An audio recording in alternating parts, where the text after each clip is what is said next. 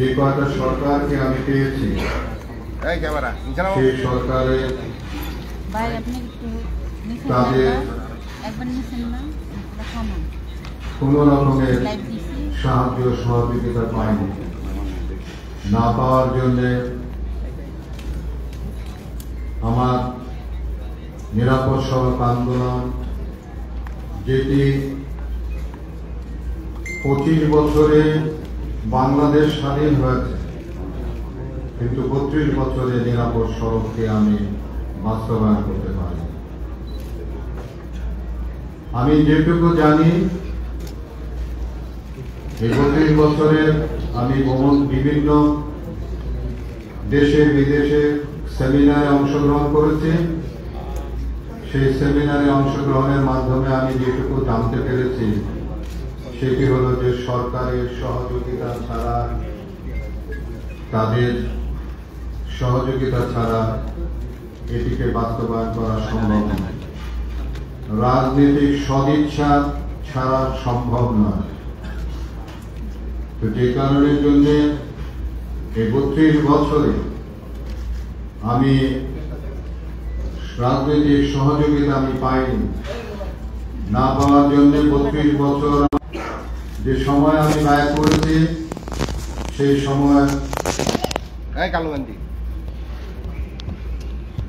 সময়টি আমার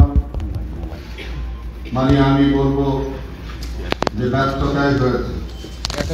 যদিও কিছু কিছু সফলতা আমার এসেছে, কিন্তু আমি যে কথাটি বললাম যে 25 বছরে বাংলাদেশ স্বাধীন হয়েছে, কিন্তু 32 বছরে নিরাপদ সড়ক চাই কিন্তু বাস্তবায়ন হয়। আমি নিরাপদ সড়ক চায়ের সঙ্গে যুক্ত থেকে যেভাবে সততার সঙ্গে এদেশের মানুষের জন্য কাজ করেছি, ঠিক তেমনি ভাবে আমি এই রাজনৈতিক দলের সঙ্গে যুক্ত হয়ে আমি আপনাদের জন্য, এই দেশের জন্য সততার সঙ্গে আমি কাজ করতে চাই। আমি আশা করব যে আপনারা আমার এই কাজে সহযোগিতা করবেন, আমাকে উৎসাহিত করবেন, আমার ভুল ত্রুটি ক্ষমা সুন্দর দৃষ্টিতে দেখবেন এবং আমাকে সবসময় অনুপ্রাণিত করবেন। আমি এই বলে আজকে আমার জনতা পার্টির সঙ্গে যুক্ত অন্যান্যরা যারা আছে তাদের নাম আমি ঘোষণা করছি। চেয়ারম্যান হিসাবে আপনি ইতিমধ্যে আপনারা জানতে পেরেছেন যে আমার নাম ঘোষণা করা হয়েছে। আমি কাঞ্চন, নির্বাহী চেয়ারম্যান ও মুখপাত্র গোলাম সরোয়ার মিলন, ভাইস চেয়ারম্যান রফিকুল হক হাকিম, senior advocate ABM মদিউর Rahman Khan, Rehana সালাম, অ্যাডভোকেট মোহাম্মদ আব্দুল্লাহ,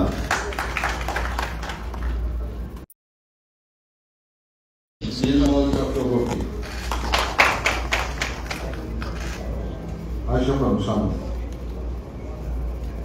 মহাসচিব শওকত মাহমুদ,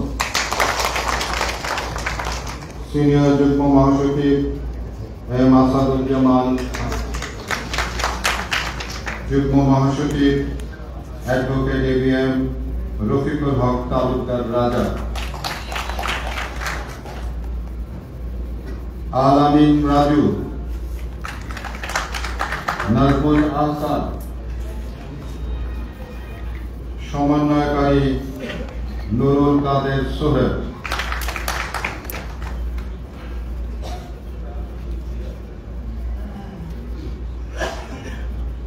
সাংগঠনিক সম্পাদক মুরাদ আহমেদ,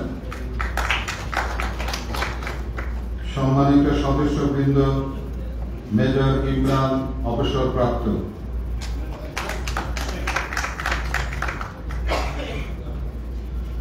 কর্নেল সাব্বির অবসরপ্রাপ্ত,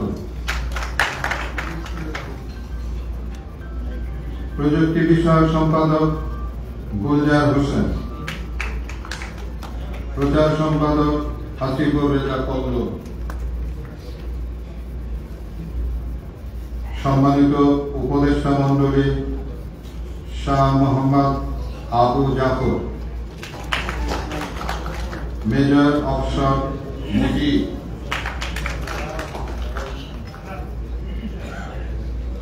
ইকবাল হোসেন মাহমুদ, ডক্টর ফরহাদ হোসেন মাহবুব, জাফর ইকবাল সিদ্দিকী, আওয়াল ঠাকুর, তৌহিদা ফারুকী, মামুনুর রশিদ। আপাতত আমাদের এই কমিটির নাম আমি যেটুকু পাঠ করলাম সেটুকুই আমরা আপাতত আমাদের মধ্যে আমরা ঘোষণা করতে পেরেছি। পরবর্তীতে আমাদের কমিটি আরো সমৃদ্ধিশালী হবে এবং তখন আমাদের পূর্ণাঙ্গ কমিটি নাম ঘোষণা করতে পারব। ধন্যবাদ সকলকে।